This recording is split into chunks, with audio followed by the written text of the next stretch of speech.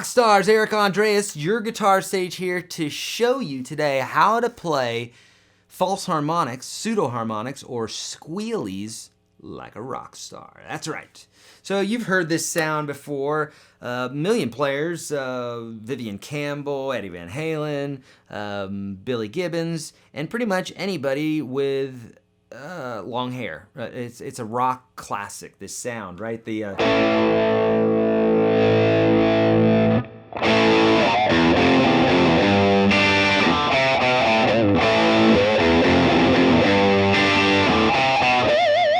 Right? You've heard that sound before, maybe even more like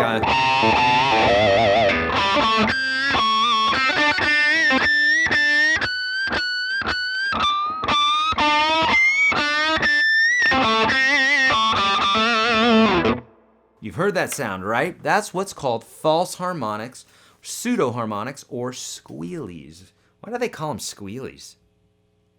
We know why. So false harmonics, because, I mean, they really are a harmonic, but they call them false harmonics, I don't know why, or pseudo harmonics, but they really are a genuine harmonic. It's just a different way to produce the harmonic. So a harmonic is basically a place on the string that resonates in a kind of a peculiar way due to the math that I won't even get into, but the math, the string is subdivided in half and then in quarters and eighths and what have you, and there's certain places that when you hit the string, you get that kind of sound, okay? So we can do this like I'm doing with my left hand, but we can do it with the picking hand by letting the string touch our thumb. So if I'm playing a note here, I'm just allowing the pick to hit the string, and then I'm moving the pick away from the guitar, or at least from the string, so that it doesn't interfere with the resonation of the string. Now, if I allow the string to touch my thumb, then what happens is, if I just keep my thumb there, then I mute the string, right? But if I let the string graze my thumb and I move my thumb away right away, now I get this sound.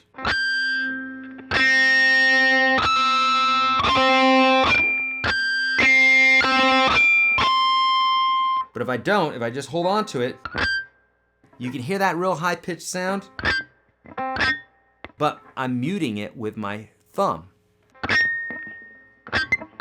I'll get to the side here, maybe you can see on a close-up, but now it's being muted. But if I lift my thumb up right away, now I get that chime. And if I give it some vibrato or a bend,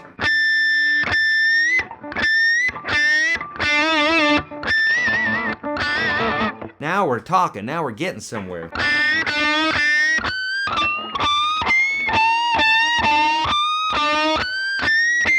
And if we move it across the strings, we get different tones, right? Pretty cool little bit. So what you want to do with this is, to start off, you want to start with the lower strings, okay? I cover this in another video, but not in as much detail as I'm doing here. But it's another video on maybe like five or six patterns for, I don't know, it doesn't matter. You'll find it, I'm sure, eventually here, especially if you're subscribed. Speaking of subscribing, like and subscribe. Then I don't have to tell you all the time about all these videos. You're just going to get them. I got like almost over 1,000 here on YouTube and my various channels. But please, my friends, right now, take a moment and hit subscribe and like. I'll wait for you. Okay, you done? Okay, cool. So now we're back to here.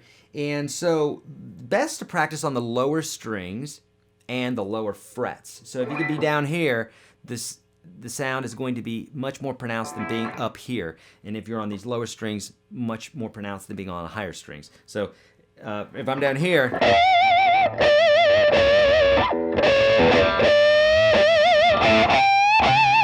very easy. As I go up higher,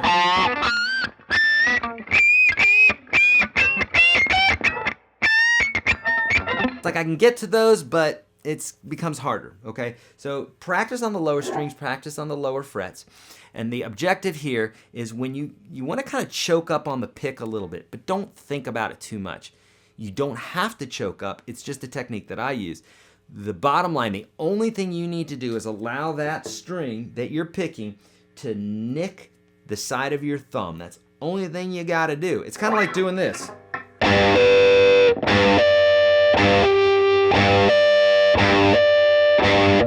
What I'm doing is just touching the string right after I hit it. If I held onto it, then it's going to kill it. But if I lift it off right away, we get those really cool sounds. Or like that, the famous Steve Stevens riff in the beginning before White Wedding, right? So you start on those lower strings.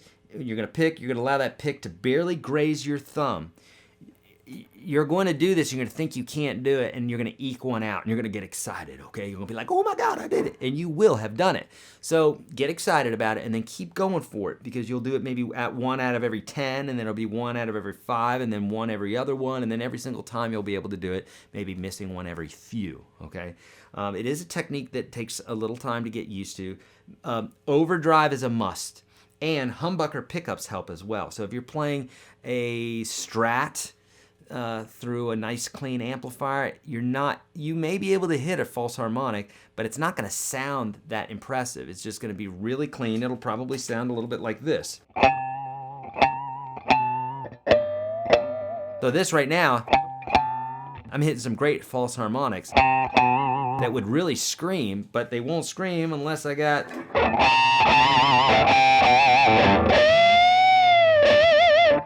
Gotta have that overdrive happening. Tube amps help as well, but you don't necessarily need that. You just need some overdrive. All right, my friends, super easy stuff.